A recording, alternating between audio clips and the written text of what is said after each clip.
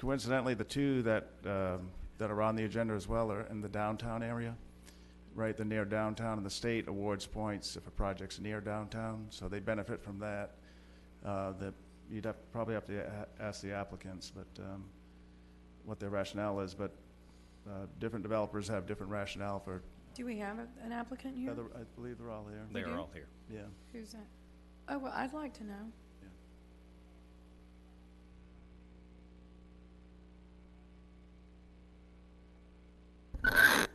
Good afternoon. Thank you so much. I am Anita Daniels. I am the founder of Anita D. Designer Foundation, a nonprofit 501c3. And to answer your question, our project is a mixed use project. We will have homes above on the above floors, and then on the first floor we will have amenities for our residents to actually be able to partake of. We have outlined in our plan that not only will they have things there that they can use, facilities and programs and so on and so forth on the property, but we are also, that's just our phase one. We have a phase two where we're going into the Washington Coast area according to the plans that was set by the city, by the four-part agreement with the community, the city, the Port Authority, and TxDOT. We've satisfied all of that with our phases. We can't go in and offer something all at one time, but that's not, that particular proximity of a grocery store was not in our, or in the Texas Department of Housing and Community Affairs guidelines. Or the school? Or the school. We addressed everything according to the Texas Department of Housing and Community Affairs. Everything. We followed the guidelines. We were not told that the proximity would take away our being given a supportive resolution from the city. As a matter of fact, in the waiver, the refinery waiver letter that we received, it said that, well, the first one that we received, it says that a resolution of support would be given to our project. And then a few days later, we received the retraction. So me, myself, as a nonprofit founder, I've given my word to the Washington Coast area.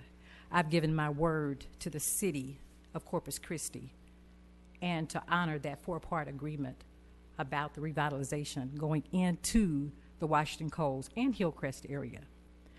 I gave my word not only of those things, but also to make sure that this area is revitalized. This is an area that has been underserved and under-resourced for decades.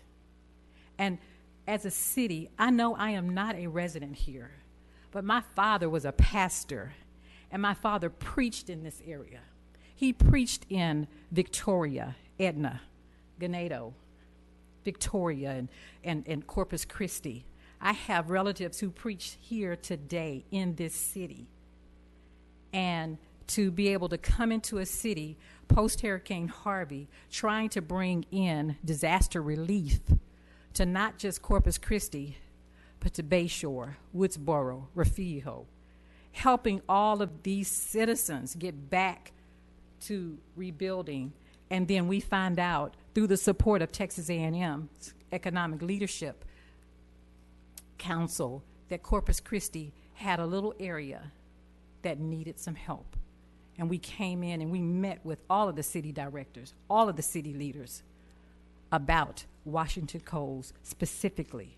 And we were given the maps by your city senior planners and developers telling us exactly where we needed to focus our attention on, where they wanted us to focus our attention on within the triangle area of Washington Coast, where the new Harbor Bridge was coming in. We did exactly what was asked of us. And to now get to this point, to get to this point, and someone tells us that our citizens, our residents who we care about, can't get to a grocery store, I'll bring in some motor vehicles for them. I'll bring in resources for them to get to a store so they won't have to be concerned about how they'll get a loaf of bread. And we're going to put a coffee shop right inside of that mixed-use development for our seniors and for those who take advantage of what we're bringing in. We're bringing in financial literacy programs for that area to help them to understand how to maintain housing and how to not let it get to where it is now. My heart, I have a heartthrob for this, what's going on in Washington Coles. And to get to this point, it saddens me. It is a sad day for me. And I caught a plane and I left my 13-year-old son in Houston without any breakfast to get here. And me, myself, I've only had cranberry juice today. But I want you to know, I hope I've answered your questions. I had a speech written out, but I hope I've answered your question. And any other questions